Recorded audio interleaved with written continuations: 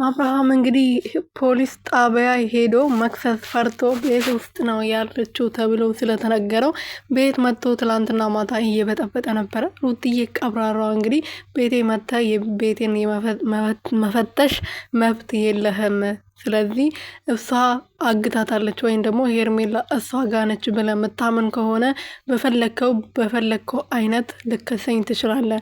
አንተ ብታስብልን ወይም ደግሞ የልጅ እናት ነኝ ስለሆንኩ ወይም ደግሞ የልጅ እናት ነች ብለ አስበ ከሆነ እነሱ ደግሞ ለአንተ ክብር ብሎ ወይም ደግሞ ለአንተ ብሎ እህታቸውን ትቶ ዝም አይሉም።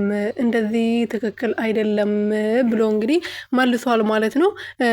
አብርሃምም እውነት ክስ ሊመሰርት ቢፈልግ ቀጥታ ፖሊስ ጣቢያ ነው የሚሄደው። በቃ እነሱ ናቸው ያገቱ ብሎ ካሰበ ዳኒና ወይም ደግሞ ሜሪ ኤፍሬም ሩቲ ናቸው ያገቷት፣ ሩቲ እነሱ ጋር ነው ያለችው ብሎ ካሰቡ ቀጥታ እስር ቤት መሄድ ነው የሚጠበቅባቸው። እዚህ መጥቶ መንጫጫት ወይም እንደዚህ መንጣጣት ምንም ትርጉም የለውም። ሩትዬ ደግሞ መመለስ ያለባትን መልስ መልሳለች። ሰላም ቤተሰብ እንዴት ናችሁ? ደህና ናችሁ ወይ? እኔ ያለው እግዚአብሔር ይመስገን። በያላችሁበት ሰላማችሁ በዘት ትርፍርፍ ይበልልኝ የኔ ውድና ወርቅ እንቁ የሆናችሁ ቤተሰቦቼ። አብርሃም ትላንት ማታ የበጠበጠውን ወይም ደግሞ የፈጠረውን ግርግር ታውቃላችሁ። ይሄን ለምን አስፈለገ? ይሄን አንቺ ይሄንን ስላደረግሽ ከአንቺ ጋር የሚሆኑ መሰለሽ ወይ ብሎ ጠየቃት ማለት ነው። ሩትዬ ከአንተ ጋር መሆን አትፈልግም ወንድም አለም ወንድሜ ብላለች እኮ አታውቅም እንደ ረሳከው። እና አብርሃም ዝም ብሎ ነው የሚለፋው። ሄርሜላ አልጠፋችም፣ ከባሏ ጋር ፈታ ዘና እያለች ነው። አንተ አሰማም እንደ አትነቃም እንደ ከእንቅልፍክ ምን ሆነክ ነው እንዴ?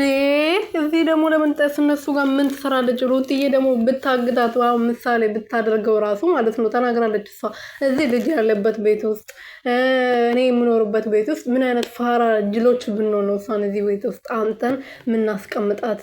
ሕፃን ነገር ነክ ወይ ንቃ ከእንቅልፍ ስትለው ነበርና እውነቷን ነው። አንተ አብርሃም መጀመሪያ ከእንቅልፍ ንቃ። ዝም ብለህ እዚህ የመጣህ አተኛ፣ መጀመሪያ ተኛ፣ ሌሊት ተኛ፣ አታብዛ። ነገባክ አይደለ? መጀመሪያ የምታደርገው ነገር በደንብ አስብበት። ዝም ብለህ ማድረግ የምትፈልገውን ነገር ሳታስብ መጣ አትንጣጣ። ገባክ አይደለ? ማድረግ ያለብን ነገር እንደ ወንድነት ማድረግ ያለብን ነገር እዚህ መጣ ከምታለቃቅስ መፈለግ ያለብህ ቦታ ሄደ መፈለግ አይሻልም? እዚህ ከምታለቅስ መጣ